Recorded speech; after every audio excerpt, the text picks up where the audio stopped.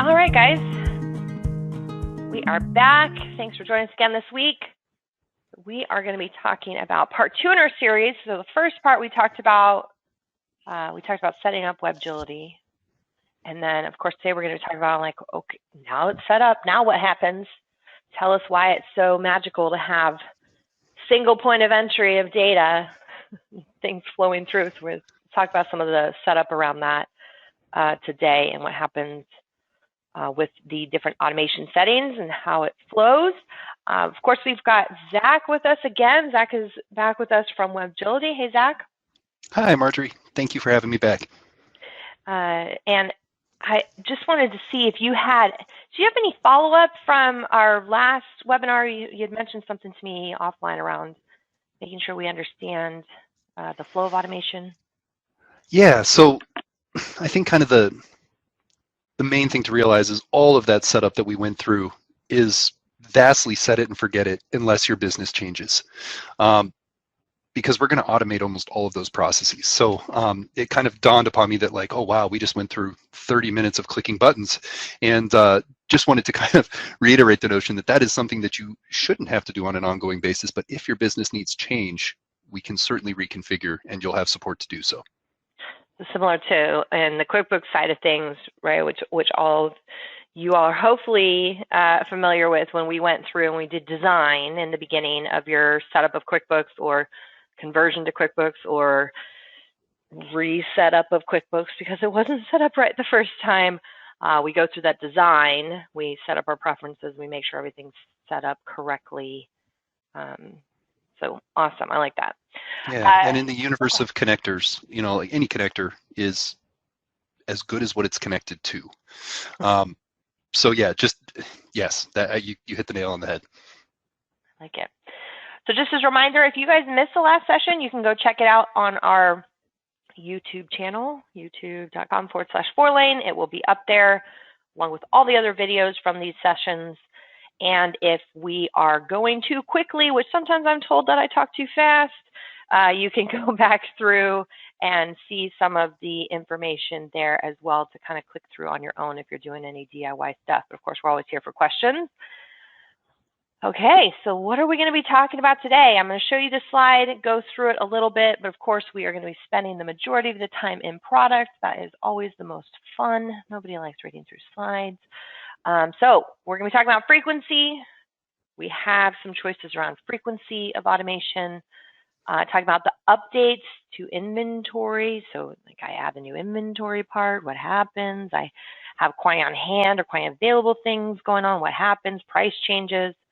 And then look a little bit at the out of sync, right? So one of the biggest things that we have talked with customers about in the past is the fact that they have an out of sync board and somewhere where you can see where there are errors. That's a big deal. There are a lot of products that they send data across, and if it doesn't sync or QuickBooks errors out or the connector tool errors out, they don't even tell you, and you don't discover it until you try to reconcile cash or anything like that. So the fact that we have this out of sync board is an important part of the automation so we can feel comfortable with what's going on.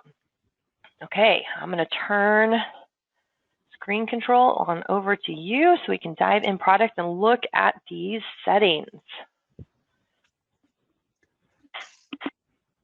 Yeah, so to bridge the gap a little bit from our last discussion, we spent some time in the posting settings of the Webgility interface.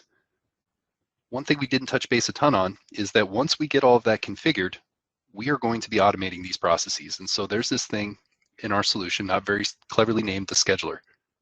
And we'll skip the configuration part for right now. That's extremely helpful if you sell on Amazon today and you add another store and you want to copy some configurations to another channel. But most importantly here, what we're going to focus on is automating of all of those things that we discussed last time as far as setup is concerned. So the main thing we're going to be automating is how frequently our system is going to download orders from your e-commerce site, how often it will post those to QuickBooks. An important setting is the status of orders for which we will download and post. So must be shipped. If you're doing shipping out of Intuit, that's not a great idea. We definitely want to post things prior to them being shipped. So something that we want to be definitely aware of is your overall workflow. But what we're going to try to be doing is telling the system how frequently it should effectively function in the background and take your orders from your e-commerce sites and drop those into QuickBooks. What do you guys see on the order? So first of all, when it comes to the sync with Webgility, right? Webgility has built their own sync. So we're not going through a web connect or anything else like that. So they have their own direct connection to QuickBooks. There isn't a in-between, finger pointing thing that's happening here, which we, again, see in some other connectors with third-party applications. But what do you guys usually coach, or what do you usually say for how frequently people should connect and post into QuickBooks? So yeah, I think a lot of this goes to non-software related items, like where does fulfillment occur? If fulfillment occurs within QuickBooks, we ought to get those orders in there ASAP. If QuickBooks is merely capturing information after everything has already been executed through another tool, in that situation, it's a little less important how often we get it into QuickBooks. If you have a robust in-person or sales team entering a lot of orders into QuickBooks, it's probably a good idea to have accurate inventory levels reflected there to avoid overselling. So I'd say it's going to be largely driven by non-software considerations. But yeah, so by and large, if we're concerned with overselling, we're going to post more frequently. So yeah, I'm sorry to throw 30 if and thens at you, but it's going to be largely driven by, there's usually a good reason to either post frequently or not as frequently. And usually when I'm talking with my customers, I try to tell them that, everybody says, I want to update now, just like your email push, right? I want to know the update right now. And a lot of times that update right now information can be chaotic for like fulfillment, as an example. So if we update every 10 minutes and they're in there having to look and see that frequently, or every 30 minutes even, they're having to look and see that frequently to have to handle something, it's not an effective use of their attention or time. Whereas a lot of times, most of the time, what we try to get people to do is do the sync maybe twice a day. So once in the morning, once in the afternoon. We do the morning fulfillment. By the afternoon, we do the afternoon fulfillment before we get to the next morning. So it kind of helps us to chunk out our time and have good time management instead of, kind of like constant chaos. So it sounds like it's great to have it updated immediately. But sometimes the effect on our people is not great to have that much flowing at us. Yeah, I'm with you. I mean, who doesn't like the idea of real time? I like real time. Seems really effective. But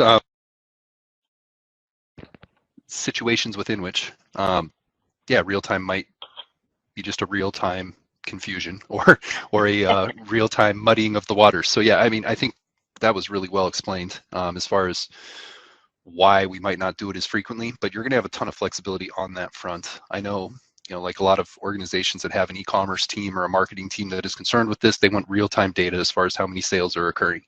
And if they're pulling those reports out of QuickBooks, they're going to want that information in there quickly. However, the accounting team might not be so pumped on that. So, kind of finding that balance as far as making sure that it's not chaotic, but also ensuring that everyone has access to the data they need is, it's a bit of a balancing act. And, fortunately, we do have a number of settings to try to match what it is people are looking to accomplish. I like it. Now, inventory sync is one that I always try to spend just a second on, because the process of posting something to QuickBooks is what relieves inventory in that solution. Our inventory sync would be our system checking for any changes in QuickBook quantity levels. So whether you receive new inventory, a sale occurred and there's a lot of inventory missing, we update prices. That is what our inventory sync would generally be trying to pick up and reflect back out to the e-commerce channel.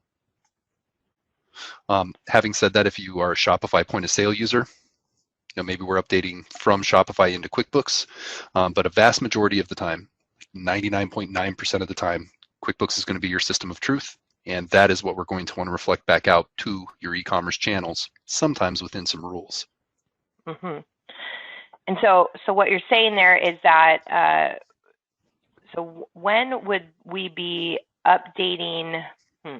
So QuickBooks product would be updated potentially in Webgility, and then it would sync that information down to QuickBooks as like an inventory adjustment or a sale, because it should be having on the transactions that is updating the quantity on hand or quantity available, right? Correct. But then the opposite flow would be potentially that we have some items that are being sold in outside in QuickBooks, right? Our sales reps are placing orders in there. Our wholesale orders are going through QuickBooks. The fax orders that we get, thanks customers, are going into QuickBooks directly. And so therefore we might need to notify some of our web stores or commerce platforms that this quantity is not available anymore, or this, whatever changes there are around quantity, price, cost, etc. Yeah, I mean, updating quantity levels in two places takes time. So that's the main thing that we're trying to eliminate, is the need for you to go in and update whatever system was not involved in the transaction that resulted in quantities being less than they were before. But additionally, there's that line of sight component that you mentioned up front. Just this idea that if nothing else, if things are out of sync, there's going to be a solution that is going to check for that and let you know if things are not in sync. So yeah, I mean, there's a lot of different ways to, I think, view this, but the vast majority of what's occurring is our solution is checking both QuickBooks and your online stores, and really is just going to flag anything that is not in sync. Mm-hmm. I like it. And then this is the manual version of what we would normally automate. But yeah, I mean, we want to update the online store because we've got a brand new Shopify store and our inventory levels are accurate in QuickBooks. Maybe we're just going to sync all of our quantity over manually. But a vast majority of this would be automated via that scheduler that we were looking at previously. Mm-hmm. So this would be great. I know I see this all the time, and it drives me to order, right? I was online ordering a lunchbox for one of my kids, and it said there are 6 of these left. And of course, when you see that, you're like, oh, I got to order it right now. So it helps in some of the marketing efforts too, with making sure, if we can take advantage of those features that the web store allows us to take advantage of, right? If they have, notify customers of low quantities, then this will help us to be able to take advantage of those things throughout the different channels, and then also based on things that are happening in QuickBooks. Absolutely. And to speak to that point, there is also this idea of advanced automation rules to drive things like urgency. So if you have 300 units, or however it is your goods are tracked, if you have 300 of something in QuickBooks and maybe we sell on eBay, we only want to show 1 is available regardless of the number we have available in QuickBooks, that would be a really good situation within which we would utilize these advanced automation rules. So whether it's a reflection of percentage or actual number of units, I mean, that might be a really good scenario within which we would say, regardless of what we have in QuickBooks, show 2 things as available on the online store to try to drive some of that urgency. I like that. I like it. Can you pull up that setting screen again? Let's take a look through that setting screen. Yeah, absolutely. So I'm going to need to hop into a slightly different channel here. All those channels. It is so something to keep in mind too, which we haven't mentioned through these videos, is the fact that you can work through different channels. So again, I always talk about here at Fourlane, we had another brand for a while called POS Warehouse, which was more transactional volume, right? Fourlane's more consulting, POS Warehouse is more transactional, and both of them 2 separate web stores that we had to update with pricing and products, and the fact that we can have that sync between multiple web stores and our QuickBooks file kept people in marketing happy, in accounting happy. But it's pretty cool that you can have so many different channels built into Webgility. Yeah, definitely. And frequently there's a good reason that there's multiple channels too. We want to be able to reinforce those benefits that you're looking to receive as a result of selling your products across a number of different places. Mm-hmm. I saw a recent poll from Shopify, or kind of their research, that something like 70% of consumers check Amazon first before making a purchase, just to kind of see what's out there and how many different vendors offer it. So I've had more and more people coming onto my calendar in the last couple months that are like, hey, we maintain just a couple products on Amazon because we know that people are going to go there to look, but then ultimately we try to drive traffic to our Shopify account or something to that effect. So kind of using these different tools that are available to you can be really beneficial from a business standpoint. Again, just based off the feedback of all the smart people I talk to. Now, with these advanced automation rules, like you can do it as a reflection of the entire store, or if you have certain items, maybe they're higher cost items and they aren't sold really frequently, but we want them to be available on the website so that people know they exist. But we also definitely need to make sure that we're not overselling that particular product, or maybe it takes a while to make or create. In that situation, you can even go item level. So maybe everything, it's usually good if we show a one-to-one. Everything aligns. Whatever's in QuickBooks shows on the site. However, for this one specific item, we always want to show 50% of what we actually have available, or one specific unit. So you can even go as granular as item level automation rules if necessary. Wow. I'm trying to think of some customers that we would have gone down at the item level in specific.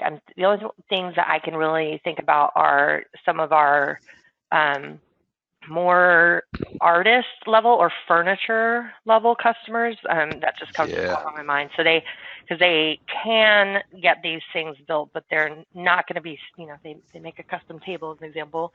Maybe they have 4 or 5 in their warehouse here, but in order to get any more, then they're going to have to order them, and the lead time on ordering is a couple months. And so, yeah, that's what I'm thinking. The most common that I've seen it happen at the item level. I've seen quite a bit of pricing too, where we set up pricing automation rules. So there's still a good reason to reflect the direct sales price if somebody calls or emails us in QuickBooks. However, we offer quote unquote free shipping that we've built into the price of items that we sell on Shopify. Therefore, when we sync price from QuickBooks to Shopify, we want to reflect prices 10% more than what's stored in QuickBooks. So I know you can do all that in QuickBooks. You can just create a unique price list. But if you're in a situation where there's price adjustments by channel, for example, that would be another really good reason to use automation rules. I like it. I didn't know that one.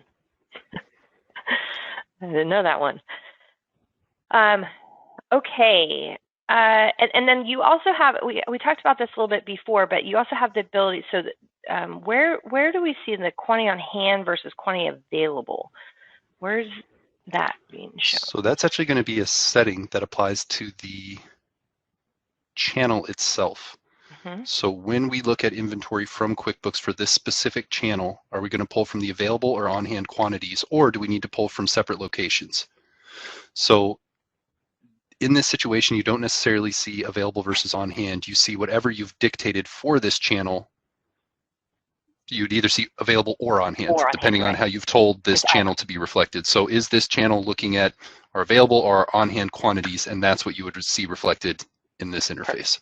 Yeah, and that's what they would need to see. So basically in the settings, we go and we say, okay, just like in the settings of QuickBooks, right? We like to function based off of, so give me a warning if my available quantity is going negative, or give me a warning if my quantity on hand is going negative. So a similar thing there. And so where that would flow for our customers is that if they're using sales orders, right, if based on our sync, we sync across as a sales order, then you should be using quantity available, not quantity on hand, right? So saying like, how many do I have on hand minus what's on a sales order and what's on a bill assembly. If you're using sales receipts or using, the invoices with payments applied, then of course we would just need to use quantity on hand. Good. She could see me giving my little round of applause here. Yeah. Good choices there. The fact that we have those choices is really important. And and again, we talked about this on the last one, but it's based on timing. Mostly is which one you're going to choose. So definitely check out our previous webinar that we did through the preferences to get more information on that.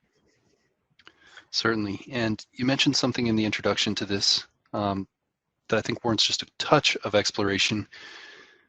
When you have a new product, what do you do with it? And Yeah. again, in the interest of saving time, which is a vast majority of what we're trying to do here, there's this idea of transferring products, which is effectively creating them in either direction. So if we need to create something that only exists on Shopify into QuickBooks, certainly an option. You can also do so passively as you post orders. We kind of discussed that in our previous discussion, but you can also transfer to the online store. So if you have a brand new item that you're just going to start selling and you add it somewhere, you can definitely create it into the other. Now, this is not going to happen automatically. So if you only sell 1,500 of your items on Shopify, but you have 30,000 of them in QuickBooks, our system isn't going to automatically take that 28,500 items from QuickBooks and post those to your Shopify. You would have to knowingly do this. But ultimately, you can transfer things in batches and establish a number of presets. And so this would allow you, and also, if our system transfers something, it's certainly going to recognize what's what. So no need to map items that our system transfers. But there's definitely this idea that you can, quote unquote, create items from your QuickBooks to your online store or vice versa. So I like this a lot too. We frequently have, and I don't know, I'd love to hear your experience. So we have frequently, like marketing does tests, right? That's what they do. That's what they're meant to do. They're supposed to put an item out there and test this item or test this item with this other item and make it a bundle. And they're going to try to play around with pricing and all this stuff. So the fact that I know in a lot of my trainings, I talk about, accounting butting heads with warehouse when it comes to, control of inventory, but allowing marketing to be creative and test out their different ideas. But then when they add these products, because usually they don't tell us, they don't always tell us in accounting, hey, I added this new thing, or I added this new bundle, or we decided that we're going to resell this additional line from this vendor and do it all drop ship. Not always, right? Sometimes we're finding out at the point of recording the order that these things have happened. And so this is a great way systematically to be able to have those communications, right? And then once it comes down into QuickBooks, it'll set it up, but that doesn't mean that accounting can't make whatever modifications once it's in QuickBooks that they need to make as well. So the fact that it's a single point of entry is a huge deal. What do you see customers doing? I see a ton of that. And I also follow a number of e-commerce blogs and things of that nature. And you're absolutely right. A/B testing, bundling it with different items, adjusting your marketing spend and all of those things, like all very important things to optimizing your e-commerce efforts.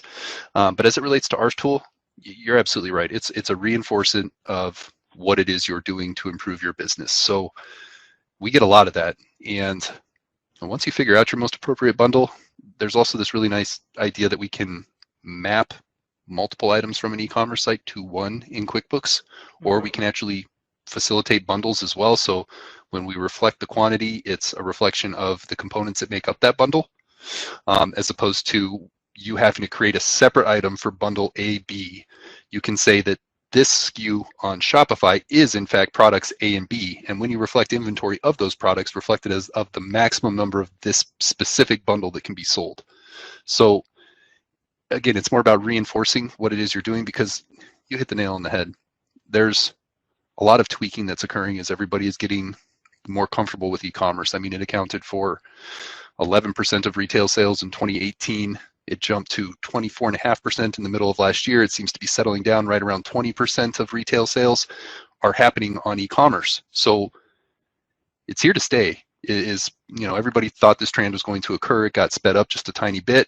But yeah, I think as people are becoming more savvy with e-commerce, we're going to see a lot more of this occurring. And the most important thing to consider from a connector standpoint is just, can it facilitate it? It's not something where our solution is going to tell you how to A/B test. That's for all those geniuses that are in marketing. But what it can definitely do is it can reinforce those tests and make sure that it doesn't create a bunch of extra work for whomever it is that has to now clean up QuickBooks.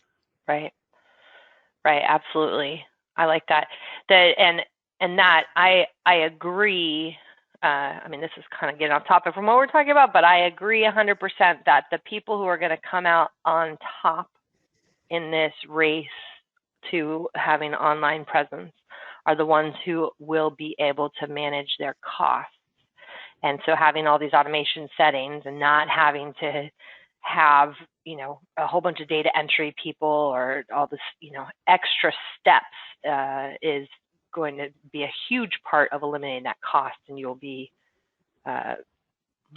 more stable, I guess, right? Well, in one cost, you actually have some semblance of, like not much any of us can do about the shipping issues.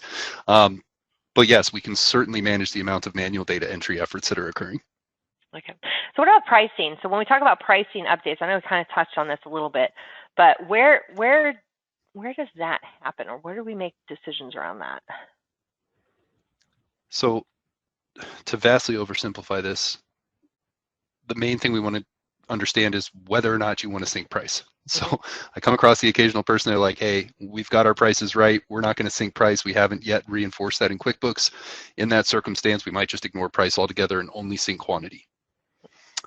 For those folks who manufacture things and can do so quickly, sometimes they don't want to mess with syncing quantity. They just want to sync price. So the main thing we're doing as it relates to price is deciding whether or not we actually want to sync it.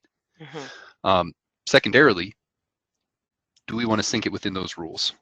So is there some reason that we need to reflect the prices in QuickBooks as 10% greater on Shopify, or even less? Maybe, well, see, for this one, I have to assume you will have created a unique price list in QuickBooks. So this might be totally a moot point. But if you have not done so, and you would like our system to put a spin on your price from QuickBooks when it reflects back out to the e-commerce level, that would be the other lens through which price would come into play. Like I've seen with customers a lot of times, even if, the fact that you can sync price, having the ability to put in one place price changes and then possibly have rules around, like you said, 10% or above or anything like that, being able to put it in one place and update, it depends on who's responsible for pricing. And so if the accounting people are responsible for pricing, they may not feel comfortable going into web stores and updating pricing.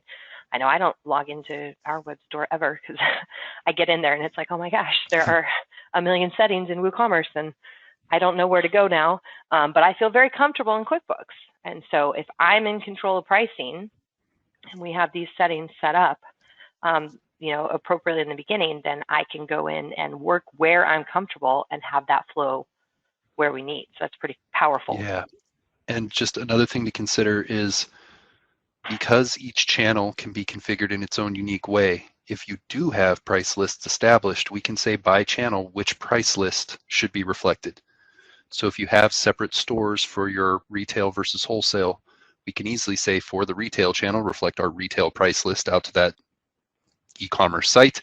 For our wholesale, sync our wholesale pricing. So just to kind of reinforce what you said, if you update price somewhere, just get it right somewhere. Our system will take care of updating whatever system does not have it right. That's a huge deal because price level updating, when you're inside of QuickBooks, you can do the fixed price, 10% above, below, cost, sales price, whatever it is. But you can also do it on a per item level.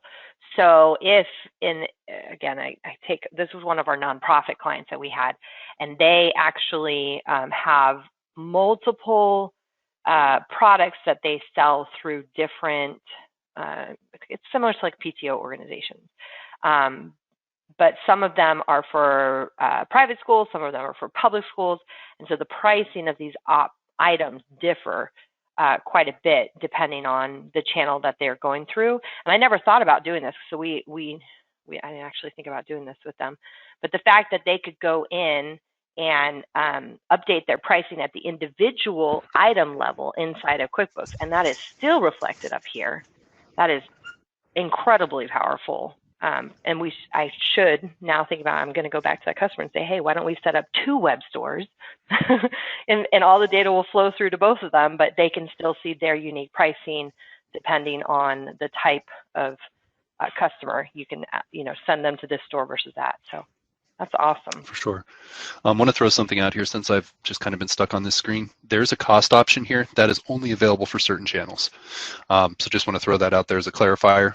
Like price and quantity, doesn't matter what you connect to our system, we can sync those items. Cost is for certain channels only. What would those channels be? Shopify. Shopify is the one. So the cost allows us to see probably some on reporting. Is the cost reflected in Shopify for customers? Yes, because Shopify does have this notion of Shopify point of sale. And some people will leverage Shopify as their quote-unquote system of truth for a vast majority of their staff. Maybe just their accountant has access to QuickBooks. Yep. There is a scenario within which you would potentially want to sync that. I will say this, it is not particularly common. Almost across the board, cost of goods live in QuickBooks. Yeah. And even if it lives outside of, I mean, I know, you know, we have clients who do stated costs so they can report on it in their sales platform, but not truth, right? QuickBooks is still going to be the point of truth when it comes to everything. Absolutely. Or if you're transitioning away from a less inclusive accounting tool. Right. So you're looking to prop up an instance of QuickBooks because it can do a lot more than your existing solution. And in that circumstance, you happen to have costs stored in your Shopify and you want to save yourself a little time when you're establishing your product list in your new QuickBooks instance, maybe a circumstance within which it would be helpful to push your cost from Shopify to QuickBooks. That's interesting. So we actually have that a lot too, because, you know, we have a lot of clients that are, I mean, big. I mean, one of you know, big universities, major universities that they can't function using the university system. They can't run their business unit, right, using the university's accounting software. So they have the opportunity to set up QuickBooks, and we set up QuickBooks for a lot of them.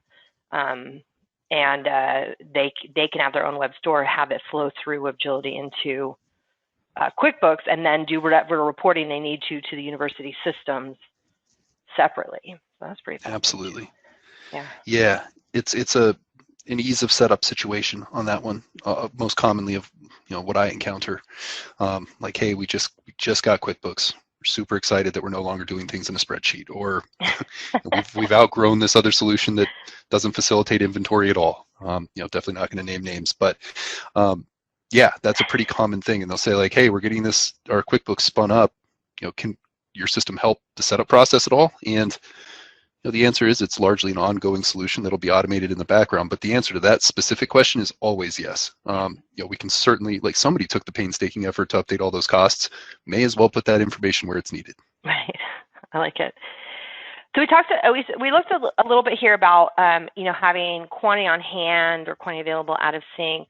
We looked at some of the when the product exists here but doesn't exist there. What do we do? What about order errors? What kind of things do we see around order errors? So the primary reason that errors will occur is because we've told the system that an error should occur if we don't find a product, for example. Then all of a sudden an error might populate. Let's see. If you can't do a build assembly, we talked about that on the last one. There, right? You go. Can't complete your build assembly. Very good one. Yeah, so errors shouldn't happen very frequently, particularly once we have this thing a little more configured. But sometimes it'll be something where maybe somebody accidentally deleted the product out of QuickBooks since the last time it was sold, or we are telling the system to post to a standard customer that no longer exists. I mean, most of the time, unfortunately, errors are going to be of our own doing. But if nothing else, the system will flag them and allow you to remedy whatever it is that caused that error. I like that. We in a lot of our trainings, right, especially when people are new to QuickBooks, we'll tell them, we go through after the first month and we look at, where we got off track. And it's not meant to be a slap on the hand. It's meant to be a way to correct or a training opportunity, right, to correct our workflow, or, figure out how we got there, and then make sure that our staff has the ability to be trained on how to not get there again. So I like that. Yeah, it's a tough one. I mean, these are multiple complicated things being linked together, and e-commerce is complicated, accounting is incredibly complicated, and the platforms that reinforce these are kind of complicated, and then we've got this tool sitting in the middle. So yeah, it's one of those things, if nothing else, we're going to call out the error. And once people are configured, I mean, our average client doesn't spend much time logging into this solution because once it's functioning, it's more or less happening in the background. But one of the few reasons that people will log in a couple times a month would be to review any errors or make any changes to reinforce any new workflows they have. I like it. I think the fact that, again, for anybody who's worked with products that have flown through the web connector as an example historically, where you don't get a kickback of errors, it's a big deal. It's a big deal in the beginning. It's a bigger deal because it helps you to build that trust with the software that you're working with, that the connections are happening, and that it's going to help flag. I mean, any of the connector tools, you know, I know y'all know we work a lot with field service management, same thing. They've got error logs.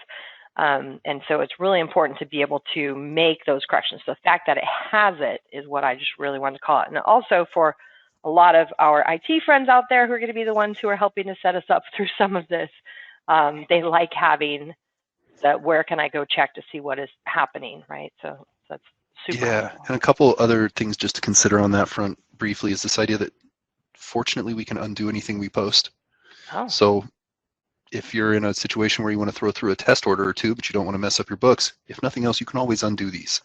You can undo and then ignore them so that they never get taken into consideration again. So it's very helpful, you know, whether it's Webgility or another solution, to make sure that that solution can undo what it does. Because then if you do have some snags, well, if nothing else, all right, so we found an error, but it also posted a few orders that we don't like the way that they've landed, or we mapped it to the wrong account, something to that effect, come in here and undo it. You know, there should always be an option to undo any incorrect things that occur. Frankly, we usually undo things in the onboarding process only, but it is always an option to just come in here and just simply undo it. Wash our hands clean of that thing. I like it. I like it. Awesome. Well, I know that we're getting close on time again, so I hope everybody was able to take away some couple of nuggets with this.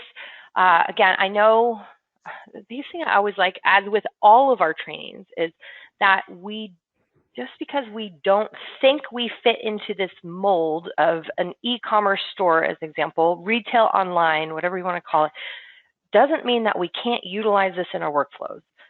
Okay, so there are times, and having the awareness of what is possible out there, what software can do for us, can help us with some of our workflows that even, you know, if we're not an inventory company, it can still help us to do the automation of the sales orders to purchase orders, right? So that's why we want to go through this education and training so that people can have awareness of what's out there. And Webgility has done they've been a partner of QuickBooks for a very long time.